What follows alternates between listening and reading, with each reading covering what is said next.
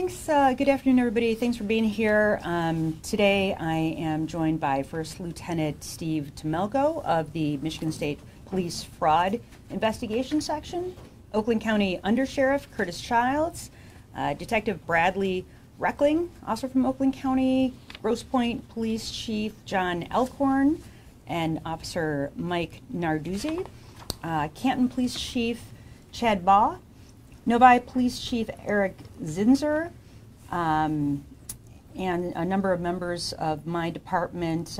We have Assistant Attorney General Eric Sturbis, Assistant Attorney General Mike Freese, my Chief Deputy, is she here? Oh, yeah, Fadwa Hamoud. And we also have Oakland County Executive Dave Coulter, State Senator Kevin Hertel, and State Representative Kelly Breen. So I've asked everyone here to announce that arrests have been made by my department in a strike against two distinct and flagrant crime ring operations within our state. And these criminal organizations have made waves throughout our state and have even, unfortunately, caused national headlines. In one matter, an international crime ring targeted lavish homes of affluent Michigan residents.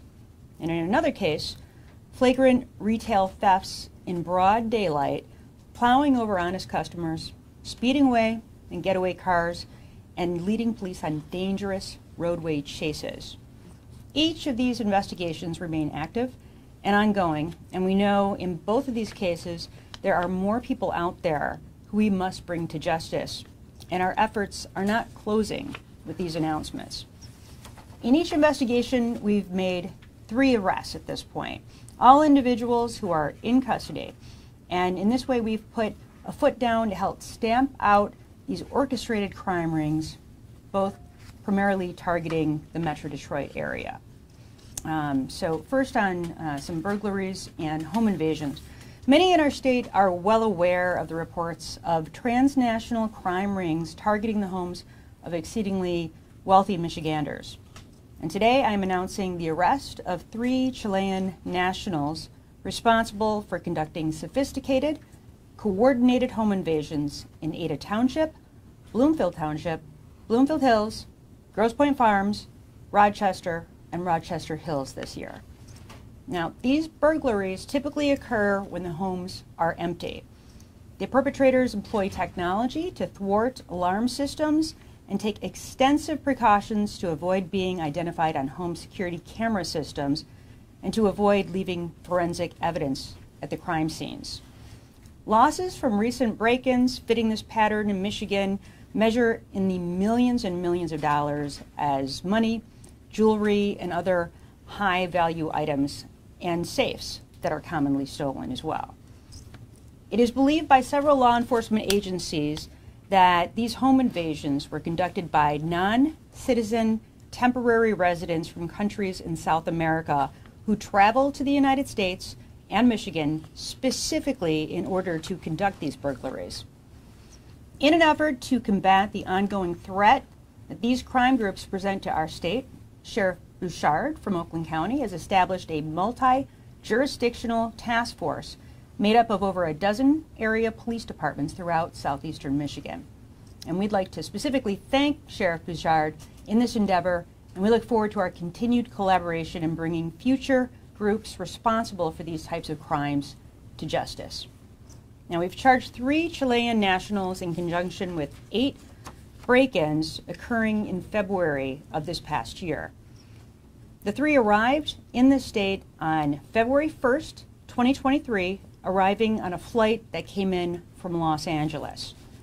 Those individuals are as follows. Jeremy Martinez, who was charged with 9 crimes, 1 count of conducting a criminal enterprise, a 20-year felony, and 8 counts of second-degree home invasions. Each of those are 15-year felonies. Ignacio Ruiz Saldiaz, who was charged with 1 count of conducting a criminal enterprise and 8 counts of second-degree home invasion, and Tamara Ruiz Saldiaz, who is charged with 1 count of conducting a criminal enterprise and 8 counts of second-degree home invasion. Tamara and Ignacio are currently on the transnational organized crime watch list, and we are working with the Department of Homeland Security to ensure the other defendants in this case are added to the list to better serve the national effort to stop these home invasions. The department learned of these 3 arrests after arrests were made involving similar conduct in Carmel, Indiana. They are currently in law enforcement custody in the state of Indiana, where they similarly face separate home invasion-related charges. The Federal Bureau of Investigation and Department of Homeland Security have identified each as being members of the formally designated South American theft group. Burglaries connected to this alleged crime ring continue throughout southeast Michigan, and the Department of Attorney General's investigation in partnership with the Oakland County Sheriff's Office remains ongoing. We are proud to have made these arrests in connection to these home invasions, but these 3 are not responsible for every break-in that fits this very clear pattern.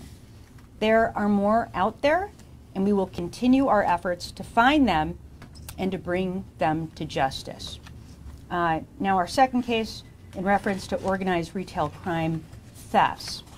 So in another effort by my department to squash a separate, equally flagrant crime ring, the FORCE team, along with members of the Michigan State Police Fraud Section, have worked with law enforcement from around Metro Detroit to execute search warrants last week and ultimately arrested 3 suspects in an organized retail crime ring. The arrests were made in connection with a rash of push-out thefts perpetrated on Lululemon and Ulta Beauty retail locations throughout Metro Detroit. The state alleges the 3 to be responsible for at least 30 theft incidences spanning a time from December 2022 to just last month, with the latest charged theft event occurring November 26 of 2023. Small, organized groups have been observed to enter a storefront, grab as much high-value merchandise as they could carry or load into a shopping basket, and simply walk or run out the front door into an awaiting getaway vehicle. Now, from there, it's alleged the merchandise would be sold directly to end customers or sold in bulk to a fencing operation. The total losses to retailers connected to these thefts exceeds $200,000. One theft event alone netted over $19,000 in merchandise. In relation to this, we have arrested the following: Larice Cross of Detroit, who's charged with 6 crimes, 1 count of conducting a criminal enterprise, 20-year felony, 4 counts of first-degree retail fraud, 5-year felonies, and 1 count of second-degree retail fraud, a 1-year misdemeanor. Cartier Davis, also of Detroit, who's charged with 8 crimes, 1 count of conducting a criminal enterprise, and 7 counts of organized retail crime, 5-year felonies. And Samira Smith of Detroit, who is charged with 8 crimes, 1 count of conducting a criminal enterprise, 7 counts of first-degree retail fraud. Now, this remains an active investigation. There's more people involved, and we are determined to bring appropriate charges as further suspects become identified.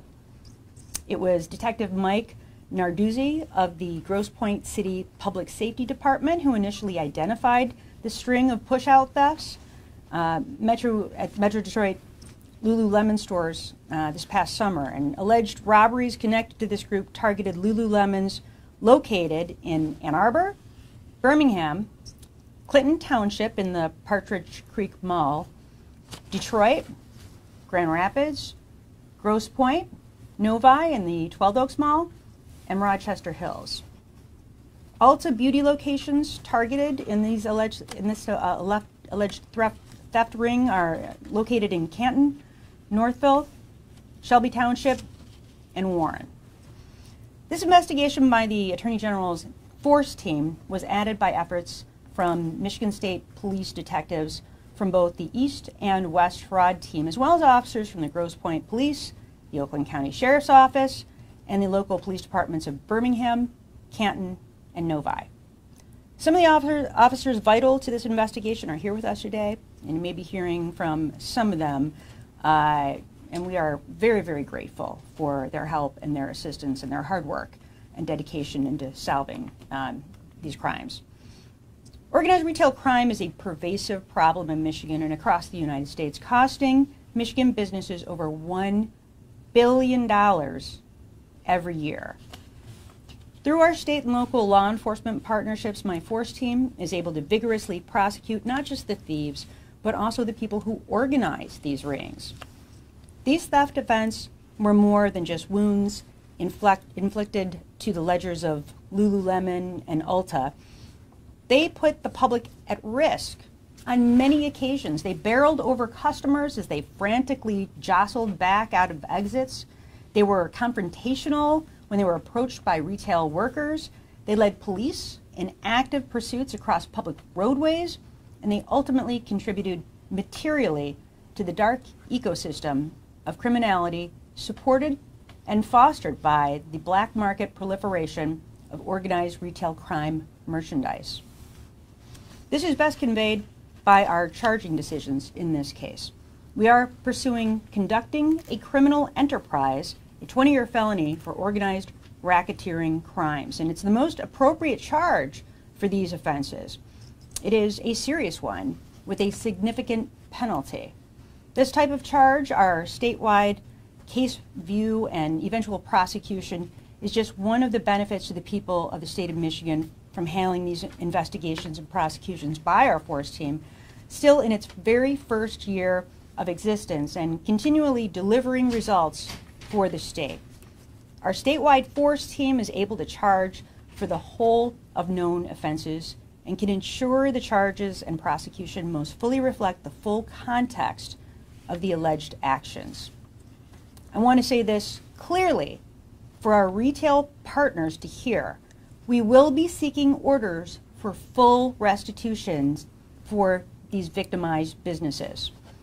Now, I established the force team and the organized retail crime unit in January of just this year to target criminal organizations that steal products from retailers to repackage and sell for a profit.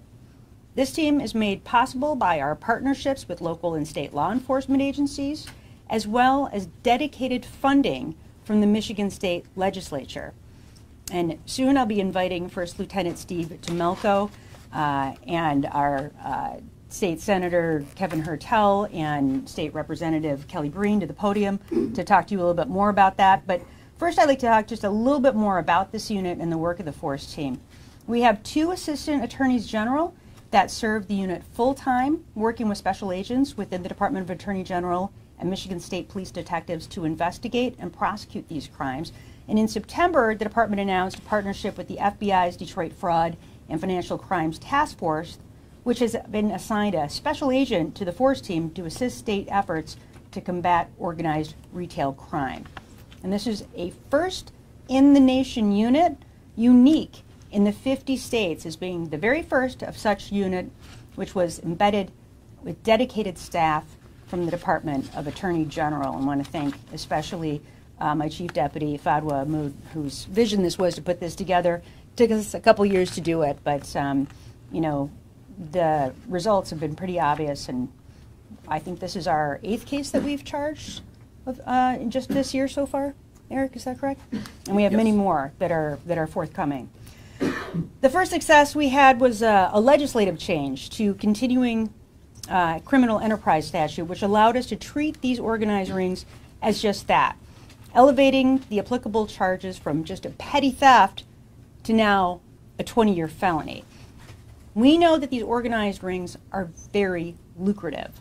Organized retail crime is responsible for over, again, $1 billion in losses to chain stores and to small businesses across the state. They are multi-jurisdictional, and they are racketeering cases.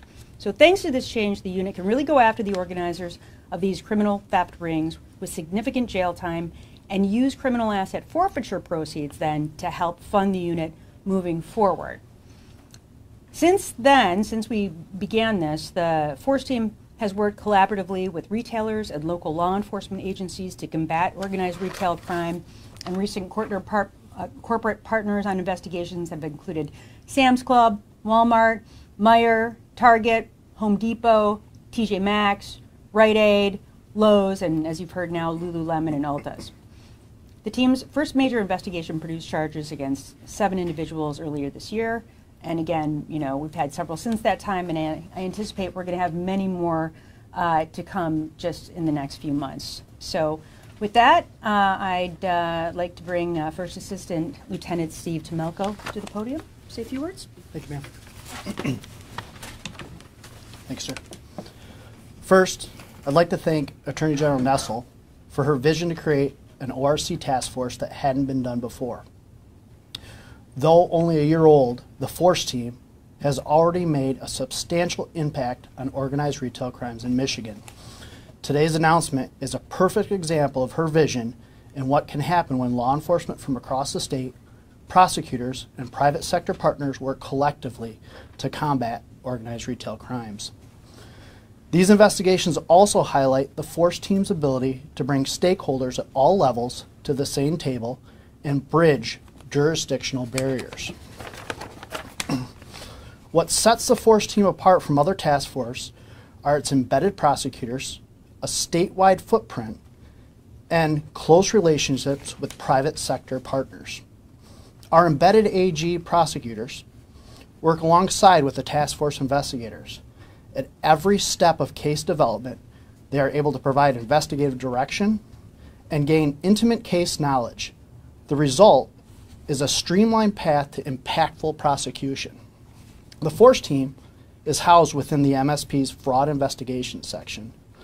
The fraud section already had established teams across the entire state and had been already working organized retail crime investigations. By partnering them with the AG's office, it provided an immediate statewide reach for the task force. Lastly, we include investigators from affected companies and have built strong working relationships.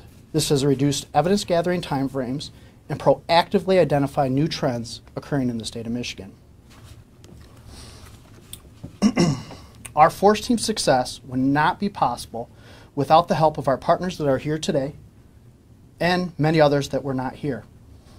We anticipate continued success in the near future, and we look forward to what will happen. Thank you. And I'd like to bring up Oakland County Executive Dave Colton. Well, thank you, Attorney General. I'll be brief. First, I want to thank you for your efforts on your task force and your commitment to reducing crime in our state, and in particular your collaborative approach to doing so. You know, as a county leader in Oakland County, and as you heard, we've been hard hit by many of these crimes. I feel like I have no higher responsibility than to promote the safety of our communities and work to reduce crime and improve public safety across our county and in collaboration with the region.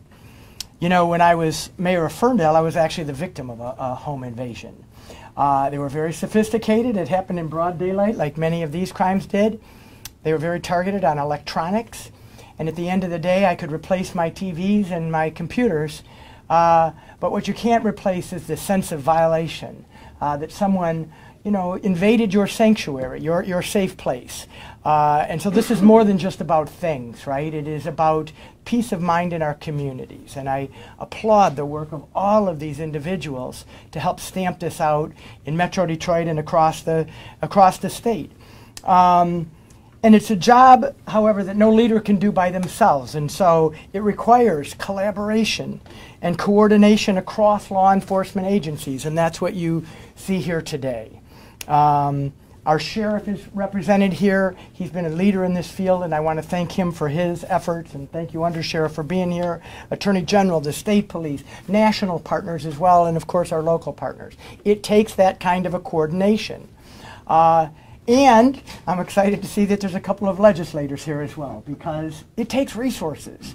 And we have dedicated resources in Oakland County, but frankly, just so you're aware, many of you probably know this, but those revenues primarily flow to us through revenue sharing. And for many years, we've been getting the short end on revenue sharing, and those funds directly fund public safety and other vital services. So I want to thank the legislatures for once again being a partner with cities like Ferndale and counties like Oakland County so that we have the resources to do what we need. This year alone, we've done retention and attraction bonuses for our deputies. We've invested in our Clemis law enforcement system so that departments across Metro Detroit can talk with each other and share information. These are the kinds of ways that those funds make a real difference in our communities. And let's be clear, crime knows no borders. It is multi-jurisdictional. So I'm proud to partner with the Attorney General's office, who has proven that she takes these crimes seriously and looks at them, as she said, not just as one-off individual misdemeanors, but really what's going on behind these crimes across our county and across this region. And of course, with our partners in law enforcement, I want to thank you for protecting our communities, fighting for our security, and most importantly, the peace of mind that our residents deserve. So thank you very much. Thank you. And now we'll have Senator Kevin Hertel. Thank you, Attorney General, and I want to extend my thank you to all the law enforcement officials standing behind me and their teams who went to work to make sure these individuals were apprehended. Some of this crime occurred directly in my district, and like the county executive before me, I was the victim of a home invasion when I was a child as well, and I understand how that violation can really is deeper than just losing those things. You know, the dedicated work of the Organized Retail Crime Unit underscores the need for our law enforcement officers to have strong partners in the state legislature who are ready and willing to ensure they have every tool at their disposal to combat crime across our communities.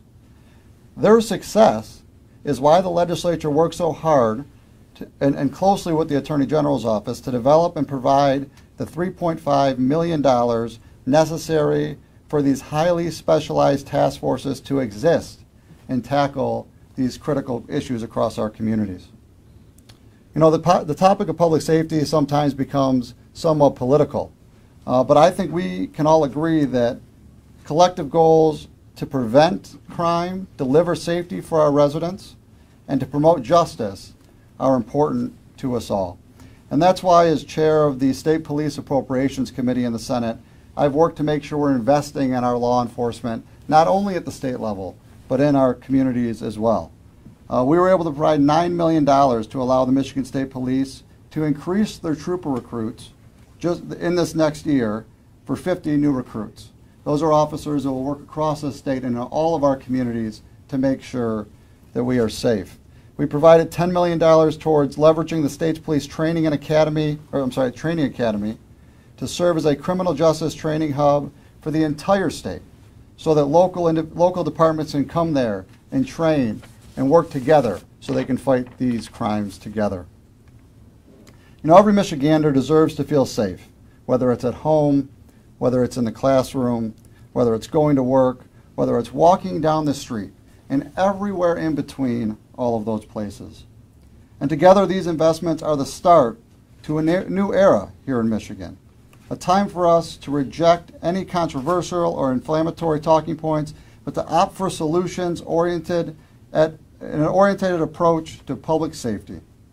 I want to thank the Attorney General. I want to thank her team. I want to thank all of the members of law enforcement who work hard every single day to make sure we are safe here in Michigan. Thank you very much.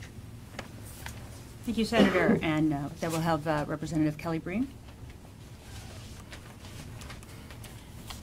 Thank you, Attorney General Nessel. I'll be very brief. There's not much I can say that hasn't already been said, but again, my name is Kelly Breen. I represent the 21st House District, which is Novi. And I was shopping at 12 Oaks just the other day with my little girl, 13 years old, which, if any of you have teenagers, you know that can be harrowing enough. And all I could think was, if something were to happen right now in this incredibly crowded retail area, the consequences could be absolutely astronomical. You could have mass panic in a major retail area during the holiday season. And there has been a rise in these activities. We all know this. And I'm glad that we were able to work with the Attorney General's office, with our partners in law enforcement, across the aisle and across the chamber to make sure that this unique unit that the Attorney General has established was able to get these funds. And I do pledge everything that I can do as a House Judiciary Chair, who also sits on criminal justice, to help continue this good work. Also, being formally from Novi City Council, I know the importance of revenue sharing. I call it pipes, parks, and public safety, making sure that our communities are given the funds to address their own unique needs. And we were able in the last budget to secure an additional $10.4 million just to support local law enforcement, whatever unique capacity they need, whether they need to do additional training, whether they need to hire additional officers, or whether they need to upgrade equipment. That is the type of advancements that I think we need to see so that each community can address their own unique needs. Novi has a lot of retail short places, but other areas have small downtown, like I think of downtown Northville. Their security needs are going to be different. So again, I'd like to thank everybody up here as well as the Novi Police Department and Sheriff Bouchard for their continued work, and we still have a lot more to do. Thank you. And just again to our legislative partners, you know, I mean, why it's so critical to have them here is knowing that just a year ago, we wouldn't have been able to issue any of these charges. We wouldn't have been able to put any of this stuff together because we wouldn't have had the resources to do it, and we also would not have had the law, because the law needed change so that we could have, you know, retail fraud as a predicate offense in order to charge this organized retail crime felony. So that's why it's so important to include our legislative partners, as well as, of course, all of our great partners in law enforcement. But with that, I'm happy to take any questions that I can answer or that anybody else here can answer. Attorney General, you mentioned that the 3 individuals who were arrested in connection to the home burglaries were arrested in Indiana. Can Correct. you talk about the role SIMCAP, the task force that was created, can you talk about the role they played in helping in those arrests? Sure. Eric, do you Sure. want Well, from my understanding, SEMCAP is a task force that was just recently established. So I believe that task force will play a key role going forward in any investigation involving a like group that comes across our path. But as far as these individuals, the Oakland County Sheriff's Office put in a beyond immense amount of work into this investigation, and it's because of their efforts we're here today. Just a second to that, can you speak to what burglaries they were connected to here in Michigan again? The specific locations, I'll not, as the AG indicated, several different cities these homes resided in, Grosse Pointe, Ada Township, Bloomfield Hills, Bloomfield Township, and Rochester were the areas that this group is associated with. I do know that there may be other incidents that you may be referring to, but as the AG indicated, this group is by no means responsible for those. Which were May have got a full list I can get you after this. Yep. All right, and if folks want to raise their hands for questions, we're good to go. Yeah, for us. So, for us on Channel 7, could you just clarify a couple of things? One, they weren't illegal immigrants, right? Because Sheriff Bouchard mentioned earlier in the press conference, a couple of months even ago, that the potential illegal immigrants were coming into the country with the motive of doing these home invasions. So these 3 Chilean sounds like they had temporary visas. Right. The Chilean nationals who came here legally, but may have overstayed their visas. Is there anything that's being done now to prevent something like this happening? Well, I think that's a better question for Homeland Security and for the federal authorities. Obviously, we don't control immigration, who comes into the country, and you know, deportation proceedings, things of that nature. And in fact, we handle all of these cases the same, whether or not you're talking about American citizens, whether you're talking about individuals with green cards or visas, or whether people who are undocumented. They're not handled any differently by the state. So that would be a question for the federal authorities. Both these rings, there are no connections, right? There's no connection to both of them. Between each other? Correct, No. yes. All No. right. Was anyone injured in the home invasion case? I don't think anyone was home for any of the home invasions. Was that their goal? That seemed to be their modus operandi, is that they intentionally were looking for homes that, you know, presumably they had cased out, and that they would know that people were likely not to be present. So we spoke to, in terms of the retail theft, we spoke to some businesses, and they were concerned about how some businesses are not intentionally going after perpetrators. Is that something that your office is going to like encourages other business to go after? When you say intentionally not going after, I think what you mean is like physically chasing. No, as is in, that like, what you mean? For example, like because in some communities, spoke to some businesses and they pointed out. Now, obviously, we didn't get a chance to verify this because it just happened today. But they said, like, for example, some stores are not legally pursuing any kind of charges against these perpetrators. Is that something that you're noticing, or is that something that you would recommend, perhaps as a policy for businesses to start implementing? Well, first of all, we encourage each and every retailer that's been, victimized by retail theft, of course, to always report that to the authorities.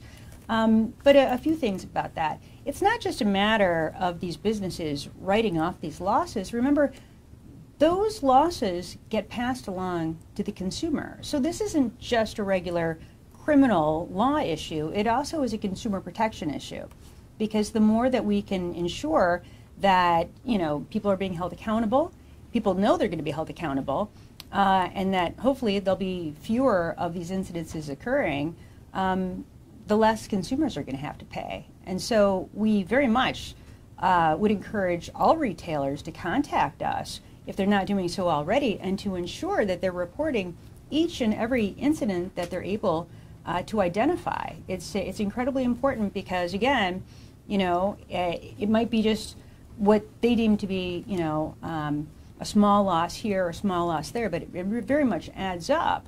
And the more that you sort of allow people to get away with that, the more you're going to have an escalation in these incidences. And of course, that's how businesses end up shutting down and closing their doors. And that's how people end up not being able to afford a great new pair of leggings at Lululemon. Thank you. Yeah. Oh, you're going to go first? Go ahead. Yeah, you had 3 people in the Chilean gang arrested. Is that the extent of this particular outfit, or were there more members that are just still at large? Or? There's more members. We may or may not have more charges coming, but clearly, if you watch the videos, you can see there's more than just 3 individuals involved, and this is an ongoing investigation. Amy? So Dana, the 3 were arrested in Indiana, and then it was part of the investigation here that these are indeed people that we're looking for as well. Are 2 of the people? It sounded like maybe they have the same last name. Are they married or siblings, or do we know about that? They appear to be related. The specific extent of that relationship, I think, is still kind of ongoing. But yes, there is a relationship of some kind. And then, are there mugshots available of these individuals? Well, we generally don't provide the mugshots, but does Indiana has them? I correct? believe they may have. At Carmel, yeah. And we have to, in terms of them, we don't have any court dates that are scheduled at this juncture because they have ongoing proceedings in Indiana. But of course, this is in the lane, and eventually they will be conveyed to Michigan in order to be arraigned on these particular charges. But the retail fraud, are those individuals who get mugshots of them? Have they been? Well, again, we don't provide mugshots, but arraigned? but what is the status with those here? So they have been arraigned, and they have a probable cause conference set for 2 of them on Wednesday, and then a 3rd one on Thursday. So then we should be able to get mugshots. In the district court? We don't provide. Yes, in the policy, Rochester. But yes, if you go to the booking agency, 52A? the first that we were 52-3 speaking and about is the 52-1. Hamilton County Jail in Indiana. Right.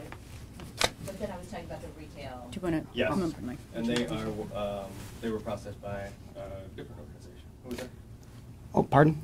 Who arrested and then who processed the Yes. the Lululemon and the Ultra?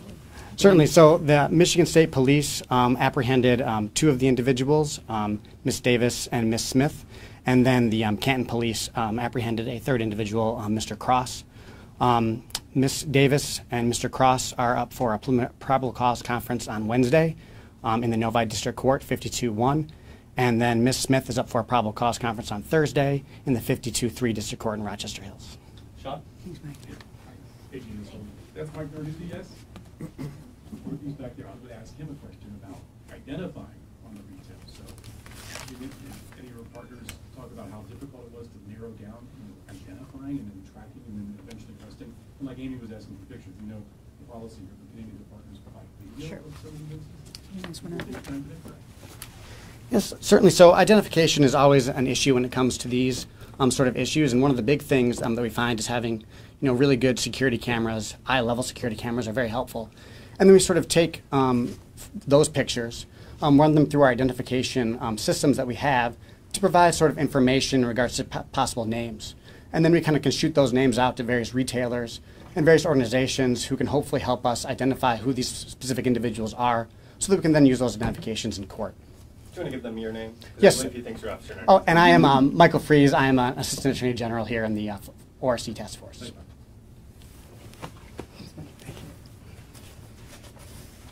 All right, folks, that's going to do what we have time for. Appreciate it. I think you had another question. Yes, Hi, absolutely. In terms of the residents who were victimized, I know that a lot of folks probably have home security systems already in place. Is there anything that you could recommend or advise that maybe residents do, especially if they do have a more lavish home and perhaps a greater amount of valuables in their home to protect themselves? Sure.